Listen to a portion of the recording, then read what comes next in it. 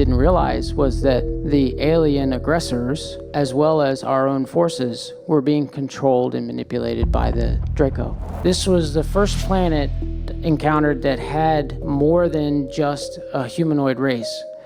This planet also had a cyclopean race as well as an insectoid kind of race. The insectoid race was very telepathic. This was where we came up against the werewolf hybrids. They are 8 to 9 feet tall. If I had spoken out, they probably would have mind wiped the memory from me.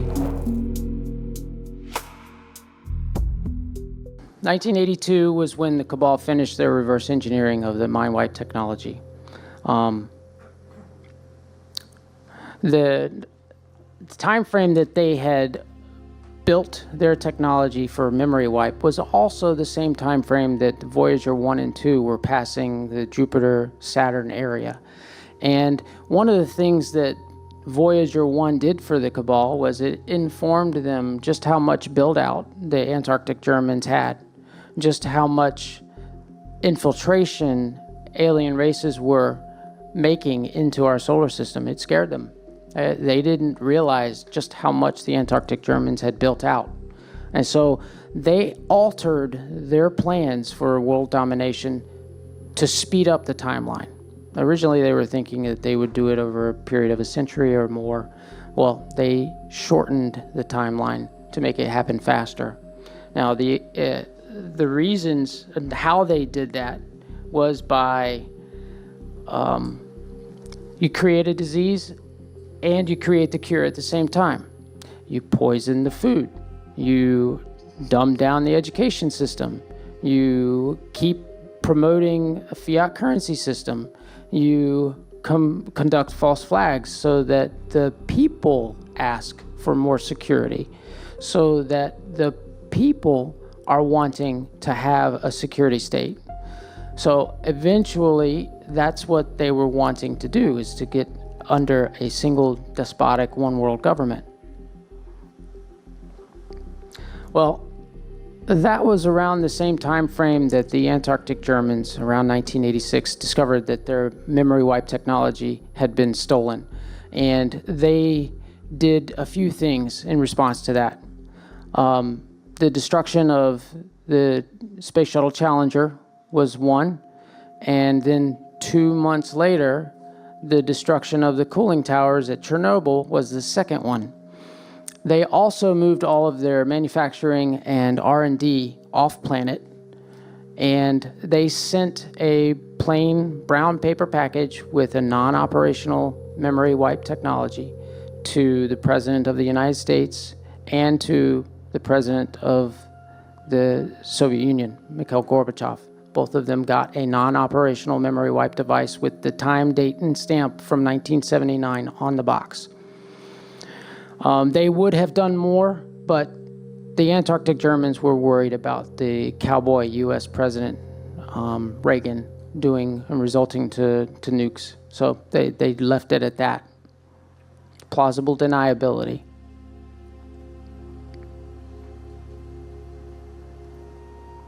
The 1990s, the moving of the Antarctic Germans, of the majority of their civilization and their R&D and their manufacturing off planet, now changes them over to the Mars Germans. So just that's my term. The people that I met while deployed just referred to themselves as Germans. But this is just my terminology for keeping track of it. So in 1990, the Mars Germans acquired a new property on the moon so that they did not have to be as close to the Draco. Well, their lease originally included a clause that if they were to get out of it, they had to find a new tenant. Well, where do you think they found a new tenant at? The Cabal. All right? So they didn't have to go far. It was right there. Well, what did the Cabal have to pay for this moon lease? Well, they ended up paying for the moon lease with 25,000 ground troops so that the Mars Germans could use them for border control. Well, what that turned out to mean was the conquering of planets.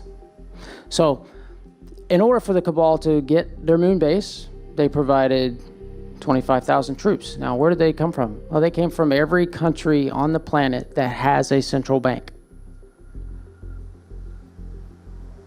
So, 1991 was when the Cabal and the Mars Germans signed the Cooperative Action Treaty for the Cabal takeover of the moon base, as well as the creation of IDARF, the Intergalactic Defense and Reaction Forces, the fleet, the SSP program that I was involved in.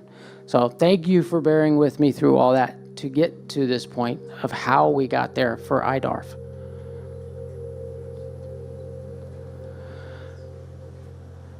I think we went through that already.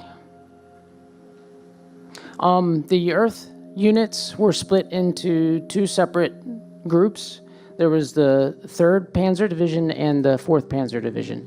Now, the unit that I was a part of was the 3rd Panzer Division. And we were told that we would be helping indigenous populations defend their planet from an alien aggressor that was there to wipe them out. Now, what we didn't realize was that the alien aggressors, as well as our own forces, were being controlled and manipulated by the Draco. They were controlling both sides of it. An idea on the patches for the 3rd and 4th Panzer Division, and everybody from Earth had the center one to identify them.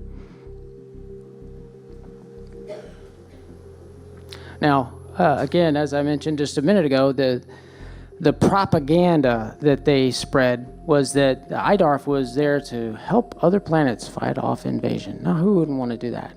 Sure, it's service to others. We're going to help them defend their home turf.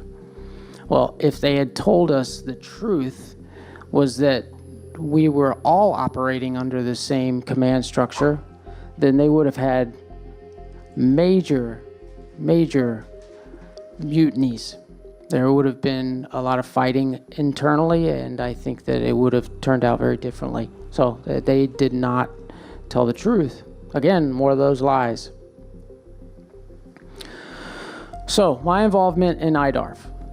The first 18 months were locked up in training.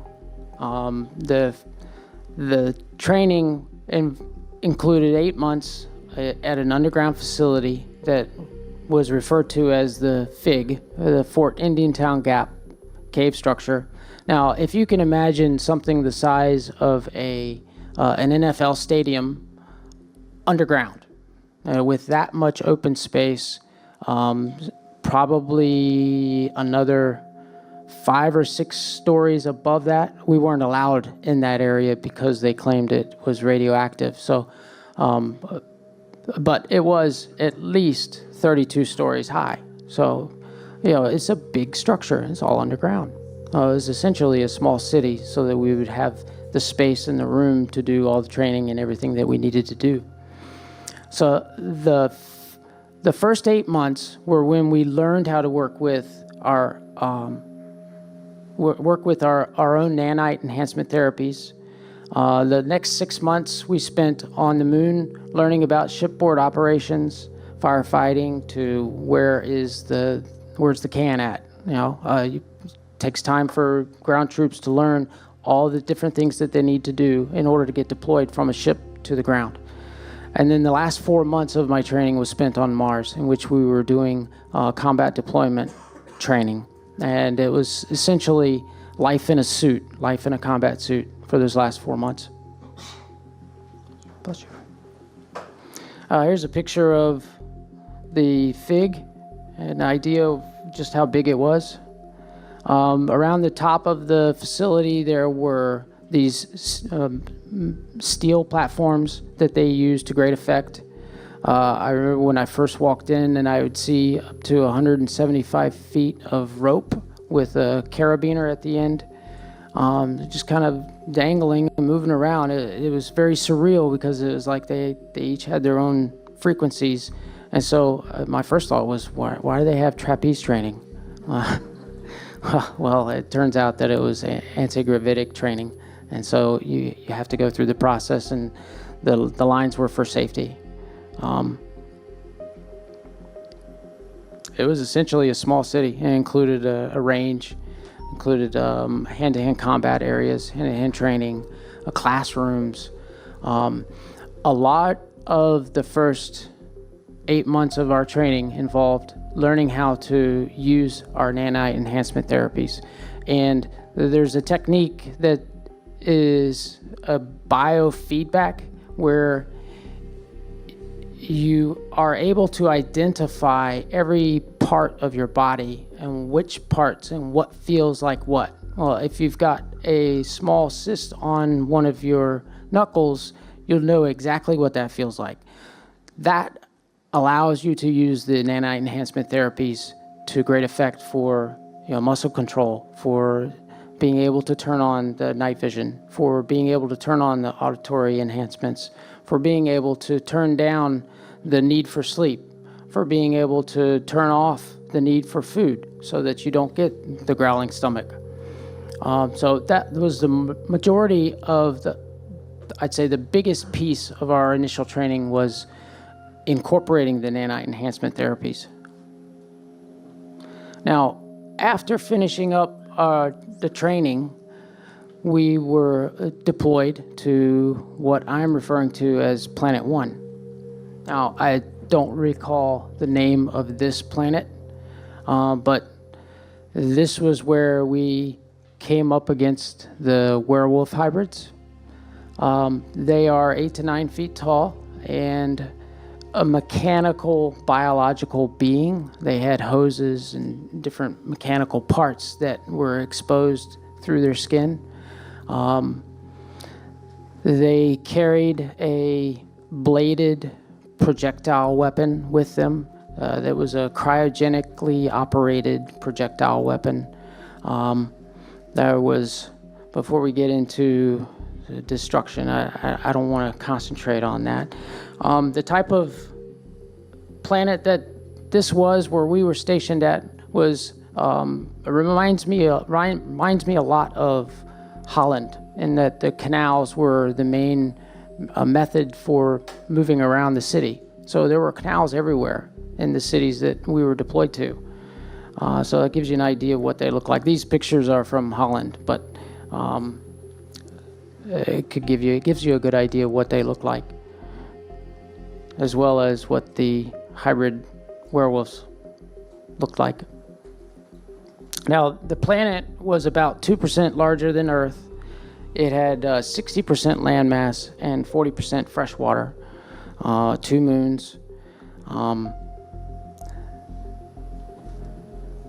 I want to get through this so we can get to some question and answer.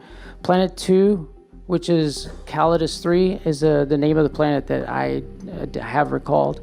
That was our next deployment, and we were there for 67 months. Now, these are the spider bear-like hybrids. Again, these are created beings specifically for a purpose. Now, they included anti-gravity within their biological mechanical makeup, so that they were able to change directions, alter their line of attack on a dime. This planet, 𝗪𝗪𝗧, had a 32-hour day, and it was about the same size as Earth, maybe 4 or 5% larger. This landmass on Planet 2 had about 70% land and 30% freshwater. Again, freshwater, no salt water. This one had 4 moons, and the black moon that was there, we had named Waldo because it was so hard to find. So the joke was, where's Waldo? Their settlements were all below 50 degrees latitude, and none were ever built over 60 degrees. The population of about 4 billion when we made our first landfall. Unfortunately, that was severely decreased. Their civilization was at about the start of the Industrial Revolution equivalent here on Earth. So they had some technologies, but again, think gauges and steam and tubes, but nothing compared to modern advanced technologies. Their governments were locally organized and run, either a village or a town elder or town elders. They did not have large countries under single governments.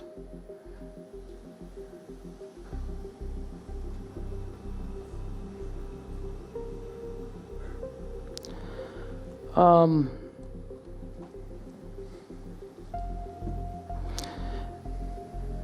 I'm going to skip that.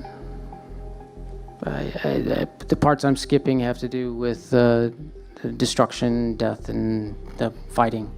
The third planet that we went to, I was there for 15 months. This was the first planet encountered that had more than just a humanoid race. This planet also had a cyclopean race as well as an insectoid kind of race. Now, the cyclopean looked just like regular humanoids except for the single eye, and they were also somewhat telepathic.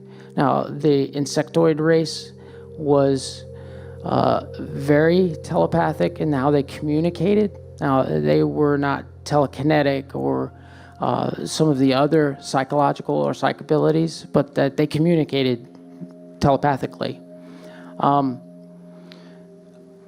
The first 15 months we were there, again, our MO was to help the civilian governments and the civilian population get organized, help them build up their stores, help them to create a defense industry so that they could supply their own people with weapons that they needed. And so our mission on this particular planet was challenging beyond what we had experienced before because of the presence of the two other races. They had already been fighting and warring with each other for over a century, and so they didn't trust each other, and it made our job a lot harder because we had to get them all pulling in the same direction if they were going to survive. Well, it just so happens that the insectoids didn't trust any humans or humanoids, and there were incidents that started happening because, again, we were trying to get them to get on board, and they didn't like some of the things that the leadership was doing, and they struck back. One of the things that they ended up striking back was a shuttle that I happened to be on at one time. The medical injuries I'd sustained during that shuttle crash were too much, and the local medical facilities weren't enough. So I was shipped back to Mars for 11 months of regeneration therapies and recovery, and also learning to use my nanite enhancements again in the new limbs that I had been given.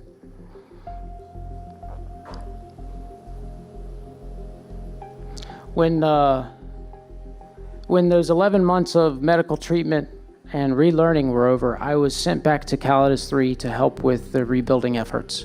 And it gave me a chance, an opportunity to see what happened after the war, what they were doing. And the war period, they were very strict on the use of additional advanced technologies. And what that means is they wouldn't let us use it.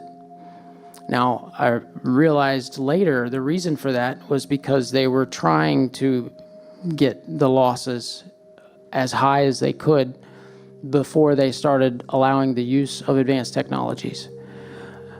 After the war, 𝗪𝗕𝗏, it was just the opposite. How fast can we get to a super advanced technology? And they opened all the gates. Now, this turned their civilization upside down because their religious beliefs, and they had their own versions, their family structures, their town structures. It forced them to change the way that they did things from a family level on up through the top of their civilization. Now, surprisingly enough, when I got back to Calidus 3, I also learned that there had been a number of families that were given charge of certain geographical areas. Now, sounds awful familiar. There are a number of families here on Earth that have, shall we say, responsibilities that they feel that they are entitled to. What it turned out that was happening through these false flags was they were setting up cabal operations. If you can imagine a, what's it called?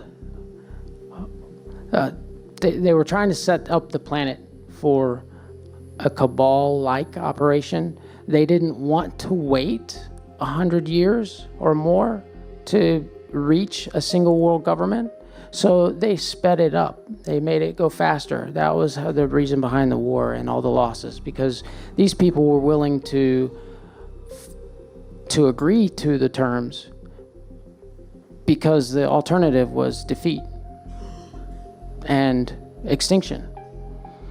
So that was quite a realization to come to, and that the whole purpose was to speed up the one world government process by the techniques that they used. They didn't have to wait 100 years. They did it in about 10. Now, when I was there, I was able to help them rebuild, help them to build orbital facilities.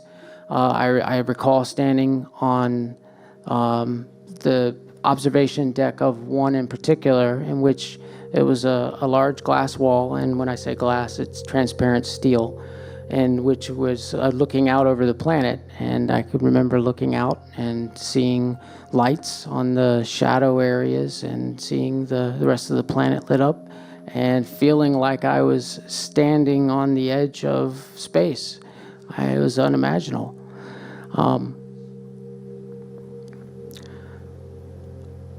We completed a lot of missions in which we were bringing people from the sticks or the boonies, or from the extremely rural areas, and helping them to make their way into more urbanized areas, so that the governments that had been set up, those 12 families, could provide a place for them to work. How nice. Food and water and shelter and taxes and fiat currency and all the other things that came with it. Now, I did that for 26 months before my next deployment, which was returning to be a trainer. The policy of IDARF is that they do not allow any trainers, any people, any soldiers to become trainers unless they have served at least one combat deployment. And their reasoning is actually quite simple. It's combat Darwinism. If you survive, then you are eligible or can teach. So I went back to the 333rd Training Regiment, in which I was helping to train new soldiers. Now, one of the questions that I get is, well, how did that work out? What did you think about that? Well, that was around the time that I had started putting pieces together and realizing the duplicity of the false flags. And so I had mixed feelings, because here I am helping to train these soldiers to go out and to do the same things that I had done to help defend these planets. And I was on one hand very proud of the soldiers and what they had done and overcome, and the training that they had accomplished, and all of the many things that they were able to do. But I was not happy about it because of the duplicity of what was involved. Now, if I had spoken out, they probably would have mind wiped the memory from me so that I would continue on as a non-troubling, non-problem soldier. Now, I don't recall if that had happened, but knowing myself, and I think that is one of the challenges that we are faced with, is know yourself. And knowing myself, I wouldn't have been able to stay quiet. Now, one of the deals is that in order for them to use some of the technologies, they had to do everything within their power to return each of the soldiers back to their departure time and place, which meant they couldn't space me or get rid of inconvenient problems. What it means is that they would have used a mind wipe technology to help erase those nagging problems. Oh, wrong direction. Okay. At this point, I would like to open up for questions. I know that, the time that we had, I really had to blast through it quickly. Yes. How do you care for your brain with the mind? We can get people to skip into the mic here. Oh. So you can finalize. How do you care for your brain after the mind wipe? And have you had any after effects of the limbs that were reground? That's a great question. If you didn't hear it, the outcome of taking care of your mind and the changes in the limbs that were replaced. Randy Kramer said it nicely when he said it's a 20-year process of healing, and I couldn't agree more. And that, the mental process of going through the healing and clearing the traumas is going to be individualized for each person. I mean, and there are thousands of SSP experiencers or volunteers out there that have gone through some version of the SSP and have had their minds tinkered with. Now, your question about the limbs, I can tell you that the restless leg, restless arm syndrome is present in the limbs that were replaced. So this all started on Earth. Mm-hmm. And I'm still a little unclear as to what the motivation is for this cabal to go from planet to planet and ostensibly looking like they're helping the people of these various planets. Mm-hmm. What's in it for them? Is it a resource-based thing, or you have to get something tangible for fiat money, or Sure. not worth the effort, right? Sure. Can you talk about the economics and stuff? Sure. That's a great question. The cabal were not the ones calling the shots. It was the Draco and their bosses, the AI, were the ones that were ultimately calling the shots. They were franchising evil is what they were doing. And the cabal weren't involved with the control over those planets, but they had to provide soldiers to pay for the Earth moon base that they had taken over. Does that answer? The economics of what was involved had to do with the AI and the Draco wanting to gain control over additional populations. They were using Earth to do that. That's correct. Okay, so all right, yeah. All right, well, yeah, all right. I got a few more questions. Okay. Were you able to talk a little bit more about some of the technology you mentioned, like some kind of nano health or Sure. type of thing? Number 1, 2, the mind wipe technology, and 3, the shuttle being blown out of the air. The what? The last one? You mentioned about the shuttle being taken down by the Germans. Okay, yes. The shuttle being knocked out. Medical technologies, the nanite enhancement therapies. When I first received that shot, it was the second day that I was in the FIG. The medical in processing that I went through, I guess I'd expected it to look like mercury in a shot, hypodermic needle. Well, it was kind of cloudy. It was very It just looked like cloudy liquid.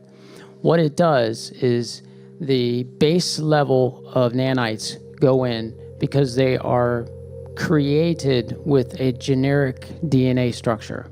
So the first thing that the nanites have to do is they have to go in and create a foundation in which the soldier's DNA is then used to create the various systems that the nanites need.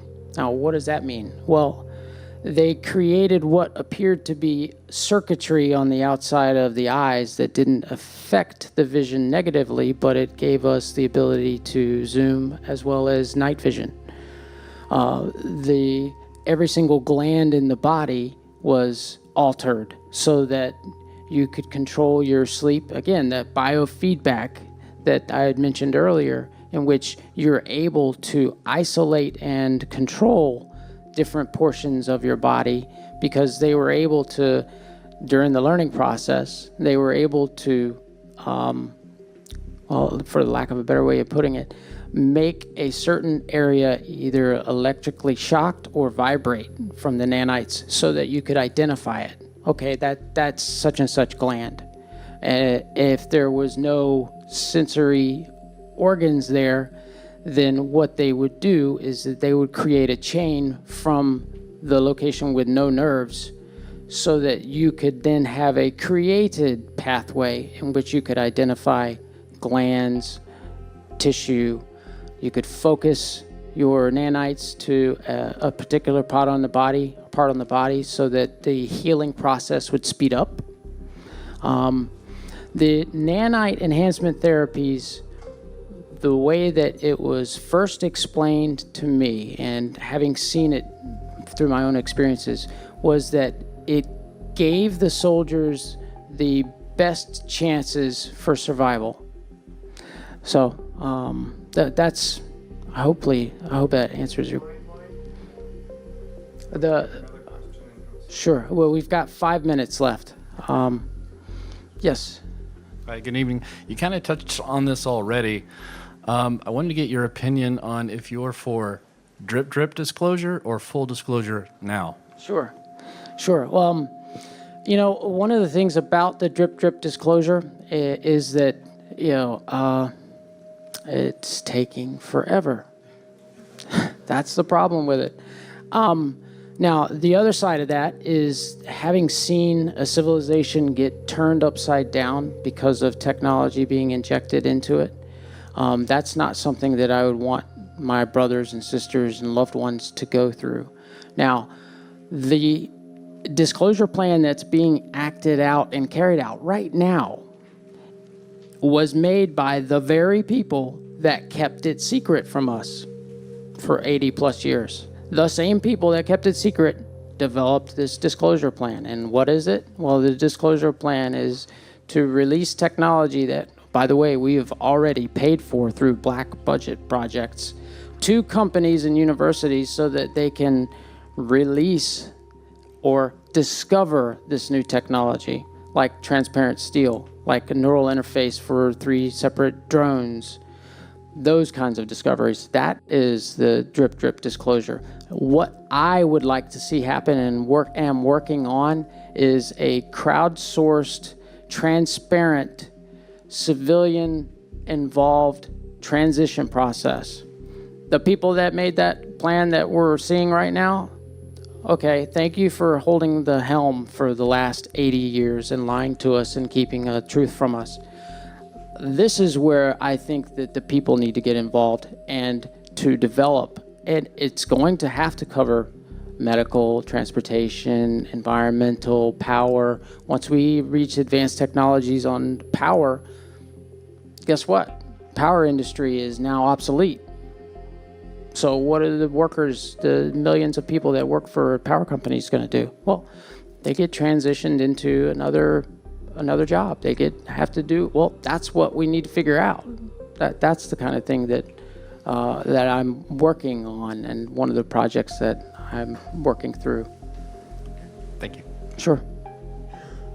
So I to answer your question, I'd like to have it quick, but I think that that we need to get more people involved with that process. I don't want their plan. I want our developed plan. So. I was just curious about the time that you were away. Did you make friends among your fellow comrades in arms? Sure. And so are they out now too? There are about, after they established and got the program up and running, there are about 5,000 a year that transition in and out. Now, the similarity between the friends that I had in the U.S. Army Corps of Engineers and the friends that I had in IDARF was that, yes, you make friends. As an officer, they didn't want us to interact too much, and that same thing applies to the U.S. Army. They keep a separation between officers and enlisted because of the need to maintain positive control over command structure. But yes, I did make some friends. I made some people that I didn't recall or don't recall and haven't run into.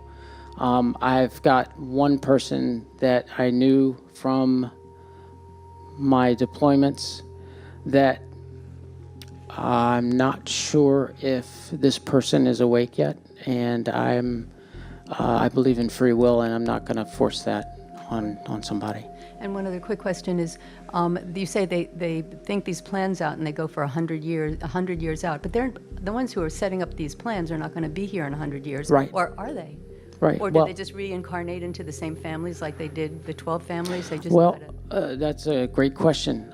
My thoughts on that are the medical technologies are sufficient enough that they can extend the life to 150, 180 years. So the very people that are making those plans at the top, the ones that die, my suspicion is that they are either moved off planet so that they're no longer within the public realm here and are still alive, or the consciousness transfer technology in which they are able to relocate a consciousness into a new body. Is that sure? Hello. I was just curious about the timelines that you listed for how long you were deployed. Is that in Earth time? Is that an interplanetary time? Or are they the same? That's a good question. The time dilation, depending on where you're at, let me start by saying that time is an illusion. And, you can take a test in which you have a clock on the top of a mountain. It's going to read different than a clock at the base of the mountain. If you've got enough accuracy on that clock, you can measure that difference. So the sidereal time that I was deployed would have been close to Earth time. So the months of deployment would have been close to that. Does that answer your question? Yeah, thank you. Sure. Hi, thank you for sharing your story. Sure. So you mentioned all these planets that you were deployed on and all these various wars. Did you have interactions that you can remember with the native people? Sure. And could you possibly describe some of those? Sure. Great question. The interactions that we had with the natives, we had to work very closely with them because, again, we were helping to train them. And so you think about the mission that is publicized of the special forces within the Western military is they are trainers of indigenous populations. Well, we had the same mission with the indigenous populations on these planets. There were cases where we would sleep out in the same area. We were basically embedded in their units to serve as one combined unit. We got to know them very well. Similar to getting to know somebody that you're training with for years or fighting alongside for years. We were involved with lots of one particular mission in which one of the tactics that they used was to melt the Arctic and Antarctic ice on those planets so that they would raise the sea levels to flood out coastal areas. And this particular cave city that we were helping to clear out was under threat of being flooded. And we worked with the city, the village elders, essentially, to help relocate all of those people to a high and dry place. Incidentally, one of the little kids ended up staying and had to go get found by some of our troops. Were these human-like people? They are humanoid, yes. It looks and appearances just like the rest of the human population here. They have dark hair, light hair. The size and height were a little bit smaller, generally speaking. Thank you. Sure. Hey, Jason, thanks so much for everything you do. So, if you were to speak with a fellow SSP insider or experiencer, what advice would you give them towards helping them maybe recall some memories or integrate some of their experiences if they're still at the beginning of their awakening process? Or would you say that it's a mistaken effort to do that intentionally rather than having them recover those memories naturally on their own? Sure. That's a great question. One of the things I went through when I first started recalling was, darn it, I want to remember everything. Well, again, like I said earlier, be careful what you wish for, be careful what you proclaim. Yeah, there are some things that I wish I hadn't remembered. I think trust the process, seek out answers. The advice that I would give to somebody is to do research, do spiritual research, do information research. The path that I followed for awakening is going to be different than everybody else. It's an individual path. And what I can tell you is that the path that I followed, for instance, I would go online looking for information on, I'll just pull something random, a name, a German name. And I didn't know where it was. I didn't know where to find it. And so I would start looking, random stuff. Well, one of the ships that was used as a landmark during our training was the SS Schwabenland. Now, allegedly, it was sunk by the Allies after it had been filled up with chemical weapons somewhere in the deep, dark place of the Atlantic. Well, number one, there weren't a lot of chemical weapons in World War II, enough to fill a ship this size. Number two, its alleged location is still a national security secret. Well, this ship, I saw it when we were training. They used it as a landmark. When I was doing random searches, I found the image of that ship and knew immediately that's the ship. Now, I did 1930s cargo ship searches. So the process may take time, but I think the advice that I would give to somebody is to use that time. Don't imbalance or unbalance the rest of your life during the process. The people that love you and that you love and care about are going to be even more important after a SSP veteran starts remembering. So the advice that I would give is continue on with your daily activities. Don't become unbalanced in trying to find answers. Thanks again, Jason. Sure. Thank you. Hi, do you know if Richard Feynman was in on the cover-up of the Challenger? He ascribed a different reason for the explosion. I'm not familiar with Richard Feynman. He helmed the investigation that found it was a cold day and the rubber gasket didn't expand enough to stop the gas from leaking out and exploding. Gotcha. What I can tell you is that I worked at Kennedy Space Center for a period of about 2 years. And the time that I was working there were still a lot of engineers and senior executives that had been there in 1986 when the shuttle was lost. And I'll tell you that the opinion of the engineers was that it shouldn't have happened. In talking to them, the information that I had gleaned from conversations with these rocket scientists was that shouldn't have happened. Last question. Sure.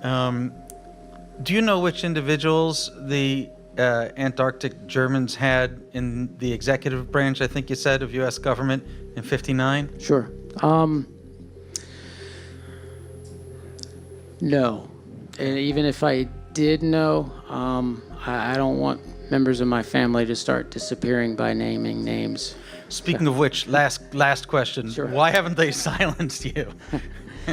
Well, I would say that my coming forward, I had kept it as quiet and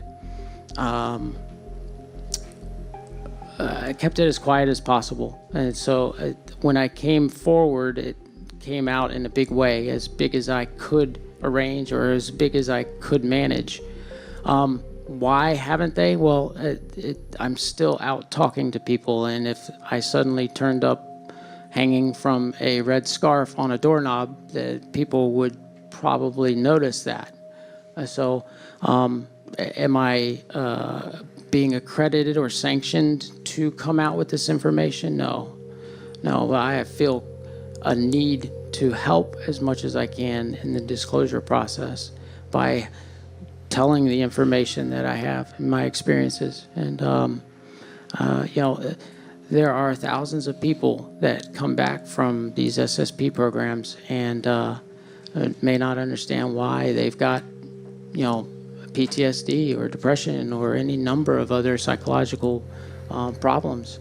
And they, find help at the bottom of a bottle or any number of other non-healthy means. And so why haven't they done anything? I think that the world is awakening at an exponential rate now.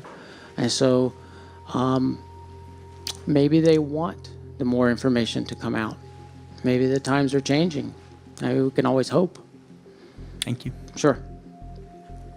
Hi. Just a quick question. I'm trying to get clear in my mind. It seems so confusing when you talk about the whole timeline and the a lot of things that were attributed to the cabal. Just seems like it was just plain old U.S. government. So where's the breakdown? Who's who? And who's worse? Yeah. I mean, the things allegedly done by the German contingency in the U.S. who get the moniker the cabal. I can't see the difference in sort of behavior. Right. Yes. So who's who? And was there ever any division that was purely U.S. government, not controlled by either faction, I would say? There was. Thank you. There was. I would say that the cabal's plans for world domination go back from the research that I've found to the American War of Independence. And, okay, 1 minute. How do we know who's who? Well, this screen gives you an idea of who is involved. I mean, there are 10 companies that own the majority lion's share of media on the planet.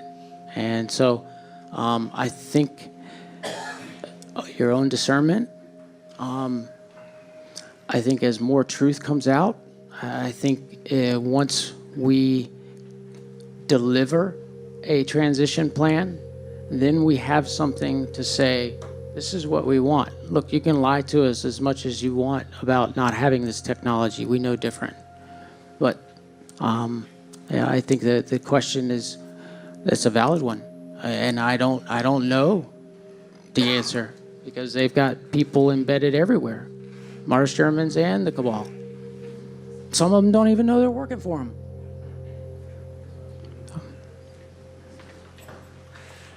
My question is regarding the mind wipe. Mm-hmm. Does that work for dreams? Like, say, for instance, I'm dreaming of some of the planets that you were talking about.